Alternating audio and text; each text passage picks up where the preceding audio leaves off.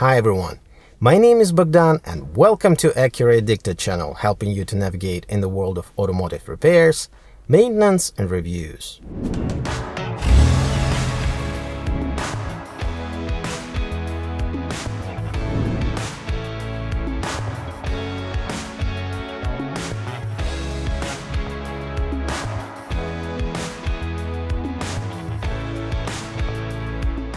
In the 6th episode of the 5th season of the Make Acura Great Again project, I'm going to show you how to stop the water intrusion in your vehicle that might cause all sorts of electrical issues. Typical symptoms include, but are not limited to, interior lights flickering, random alarm going off, weird battery draining, and so on. This is a comprehensive video with a complex approach, so be prepared to spend quite a bit of time when doing this. The DOI video is for 2008 Acura MDX Tech model, but this will also be applicable for all the trims and model years from 2007 to 2013. Let's roll! Protect your digital life with Backblaze. Get unlimited, affordable automatic cloud backup service that secures your data effortlessly. Whether it's important documents, treasured photos, or vital business files, Backblaze keeps everything safe and accessible. With unlimited storage and easy recovery, rest easy knowing your files are protected. Sign up today and get 1 month for free using the link in the description. Here's a list of tools you need to complete this job. Phillips screwdriver, a flathead screwdriver, plastic trim tools, a ratchet, some extensions, 10mm socket, 17mm socket, general purpose cleaner and/or isopropyl alcohol, paper or regular towels, a cleaning brush, automotive grade sealant. I used Flex Seal, both in regular tube and spray format. Optional, power ratchet, plastic trim clip tool, plastic spatula for spreading sealant, working gloves, spare plastic trim clips in case you inevitably break some in the process. Links to everything I used are in the description. Start by removing the windshield wipers. There are 2 plastic caps covering the 17mm securing nuts.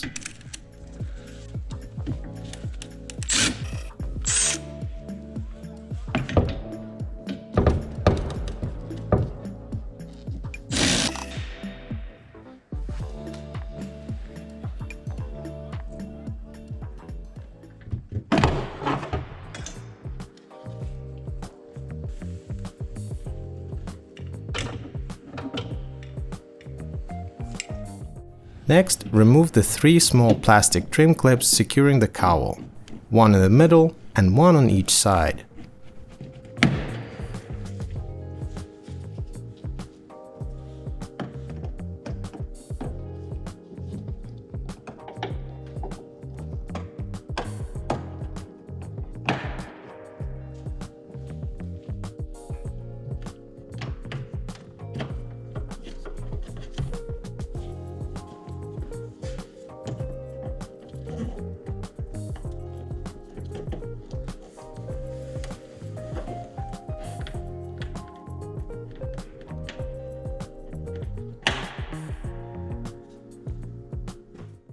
Remove the cowl.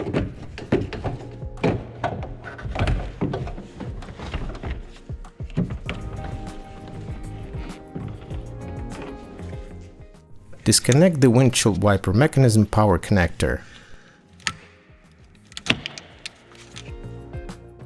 Remove the mechanism. It's held by 3 10mm bolts.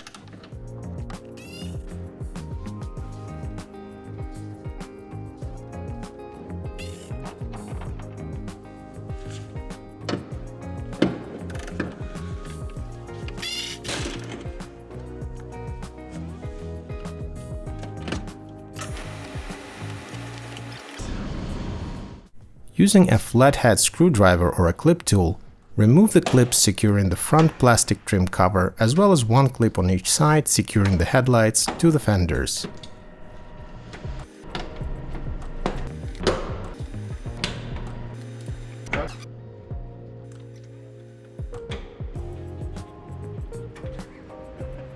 Remove the plastic cover.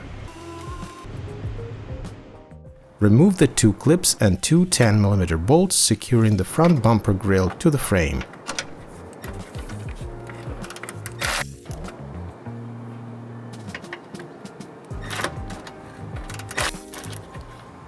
Remove the 2 screws securing the fender liner to the fender. I recommend turning the wheels in the opposite direction from the fender you're working on at the moment. It provides better access. Carefully start unclipping the bumper by prying it from the sides using your hands. Keep going from each side inward.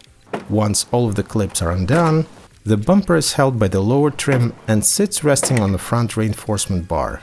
You need to carefully pull it straight towards yourself to move it off the reinforcement bar and can leave it hanging, being held by the lower trim. You don't need to remove the bumper completely for this. Remove the 3 screws holding the mudguard.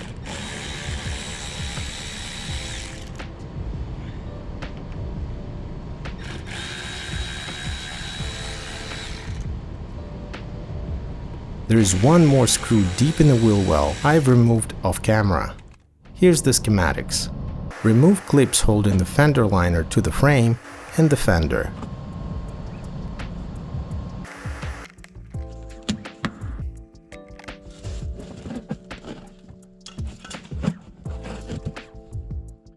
Now that you have access to the lower fender 10mm bolt, remove it.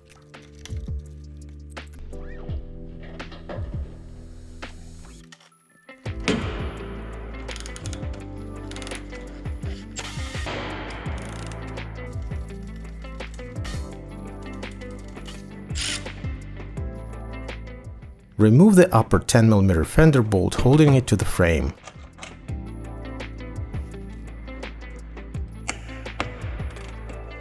There are 2 other 10mm bolts in the back of the fender, one of them hiding behind the trim here. Use plastic trim tools to carefully remove it first. You will likely break a clip or more.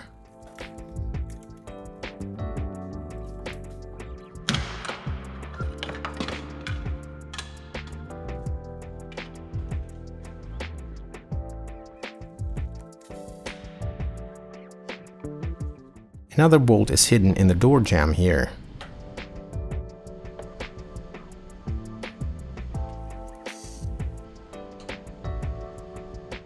We are now looking at the front of the fender. There are 2 more 10mm bolts. The second one is tricky to remove. I used a ratcheting wrench.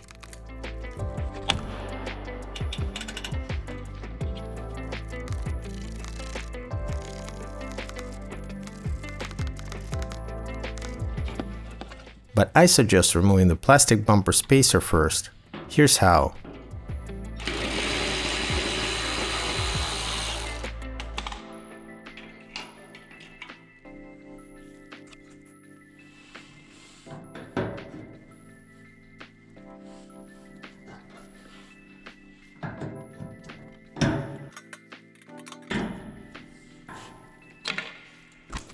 This is the bolt I was removing using the ratcheting wrench.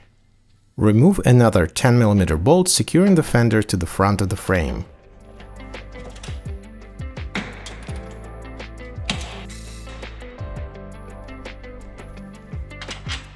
Remove the final top 10mm bolt securing the fender.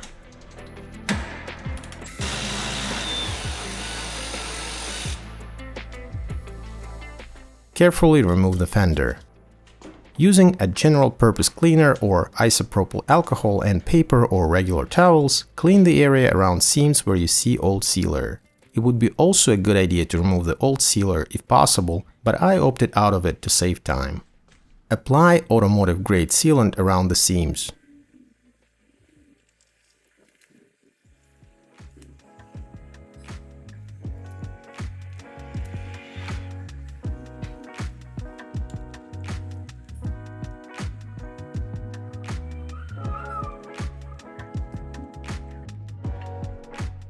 I also use the plastic spatula to spread it around evenly and make sure it covers everything as much as I can see.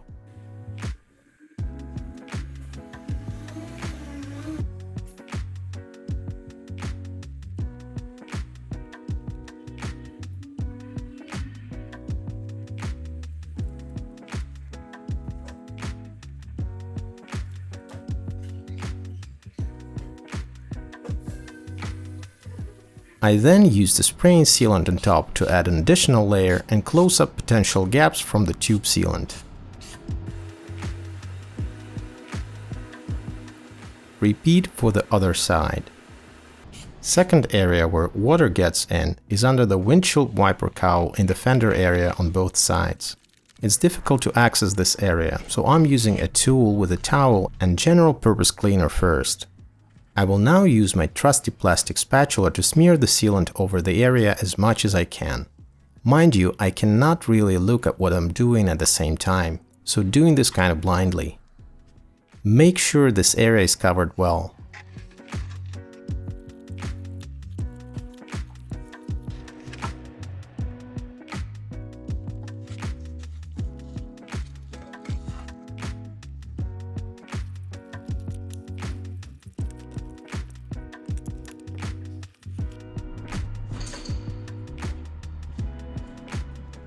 Oh, and I forgot about the splash guard that needs to be removed and reinstalled after.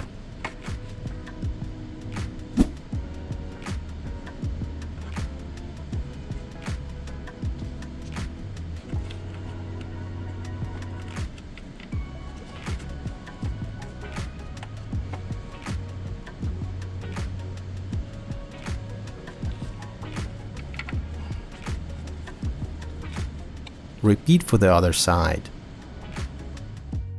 Reassemble everything back together.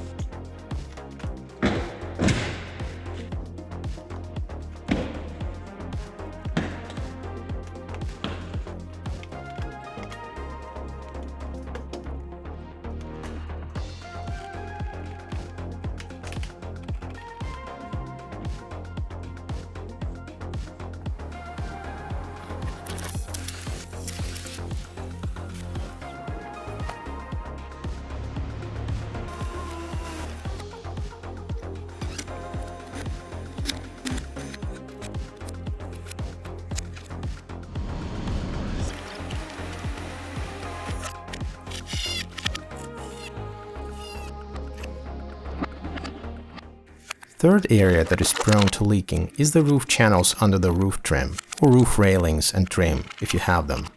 It's going to be a little bit more difficult if you do have railings, since I recommend removing them before resealing the channels. The trim is removed easily by prying it with a plastic trim tool from the back and moving forward. Then carefully pull on the rest, releasing clips one by one.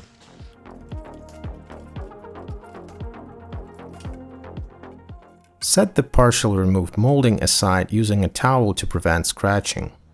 Use a brush to remove loose dirt and debris, and then clean the surface with a general purpose cleaner or isopropyl alcohol and a towel.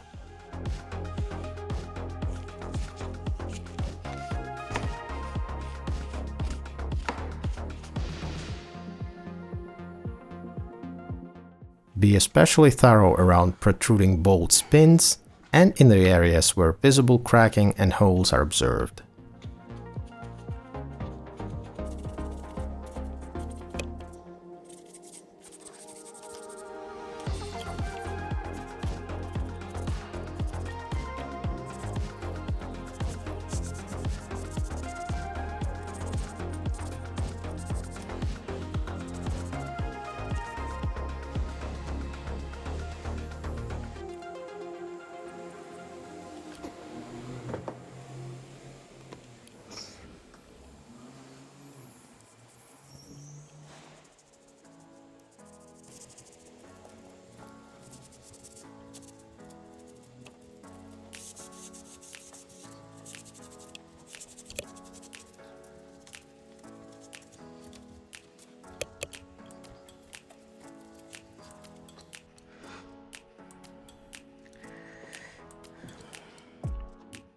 Next step is to apply sealant. You don't have to make it look too good as it will be concealed under the plastic trim, but make sure everything is covered.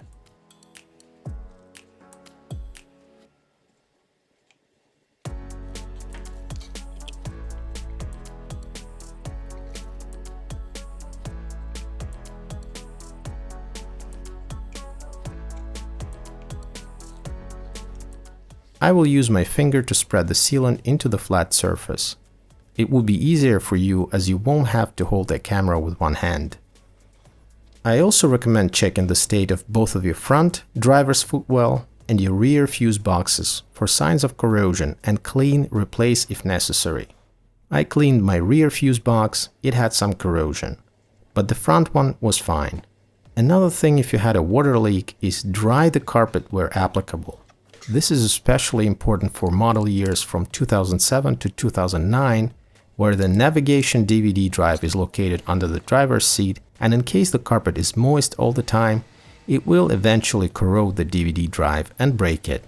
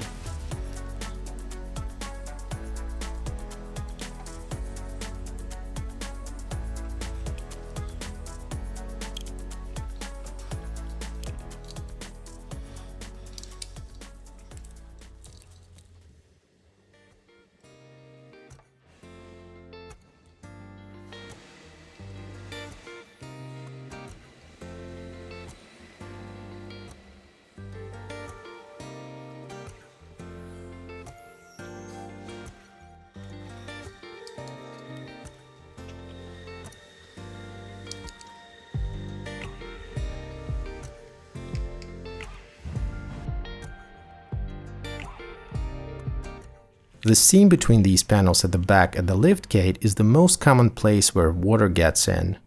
Take good care of that spot. Double check that it's sealed.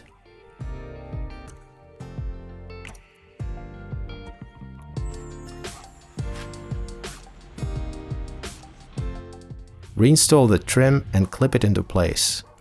Repeat for the other side.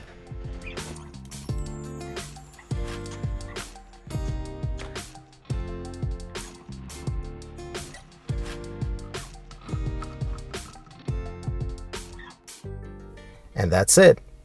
I hope this resolves your electrical issues related to water intrusion once and for all. If this was helpful, like the video, leave your comments below, hit the subscribe and bell buttons for more videos just like this. Thank you for watching. Drive safe, use your turn signals, and remember, anything is possible with the right tools and motivation. See you next time.